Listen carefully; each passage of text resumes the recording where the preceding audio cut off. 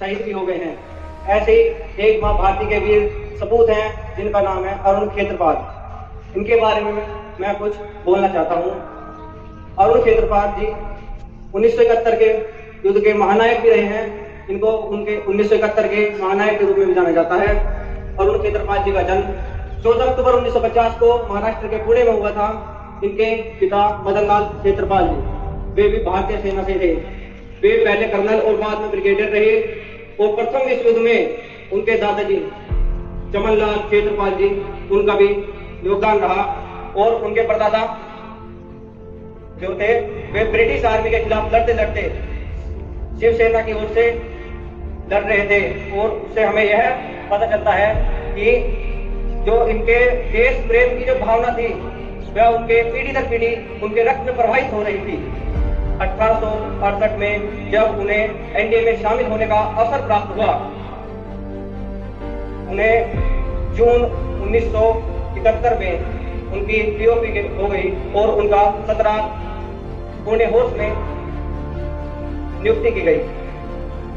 17 Pune horse में नियुक्ति होने के बाद एक बार जब वे मैच में अपने उच्च अधिकारियों के साथ बैठे थे तो वे उनके आदर्श कर्नल तारापुर उसी रेजिमेंट से थे और वे कहते हैं कि जैसे कर्नल तारापुर परमवीर चक्र इस रेजिमेंट के लिए लेकर आए हैं उसी प्रकार मैं इस रेजिमेंट को परमवीर चक्र दिलाऊंगा।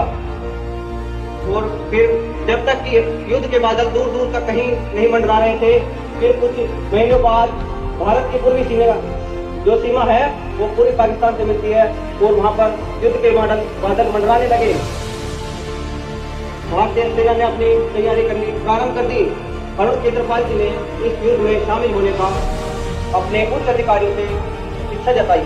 उनके उच्च अधिकारियों ने एक मीटिंग बैठाकर उस बारे में मीटिंग करी और उन्हें जो एक साल का जो टैंक का कोर्स होता है, टैंकों से संबंधित कोर्स होता है अहमदनगर में होता है, करवाने के लिए कहा गया।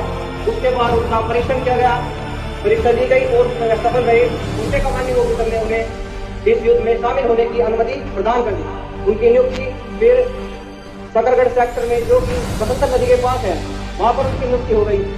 और फिर 1971 का युद्ध छिड़ गया जो 16 दिसंबर 1971 को उन्होंने अपनी जिम्मेदारी बड़ी ही बखूबी से निभाई।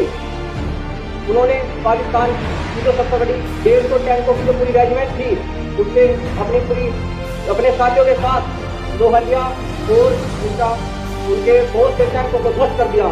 अकेले अरुण क्षेत्रपाल जी ने ही 10 से 11 टैंकों को ध्वस्त कर दिया।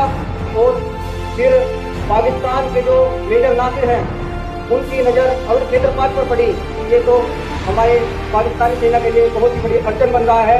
और 100 मीटर के दायरे में आने पर जो मेजर नासिर थे उन्होंने हमारे अरुण क्षेत्रपाल जी का गोला दाग किया और उसमें उनका टैंक क्षतिग्रस्त हो गया और अरुण क्षेत्रपाल जी भी उसमें बड़ी ही बुरी तरीके से घायल हो गए।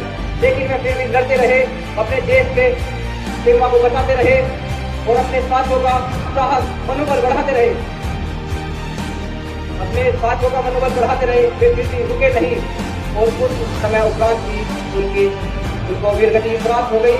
उनके की अदम्य साहस और उनकी वीरता इसी युद्ध कौशल को देखते हुए 1972 में उन्हें परमवीर चक्र से नवाजा गया। आज भी भारत को पाकिस्तान की सेनाओं में उनके इसी युद्ध कौशल और परमवीरता और वीरता की जो कहानियां आज भी सुनाई जाती है। जय हिंद। भारत माता की जय।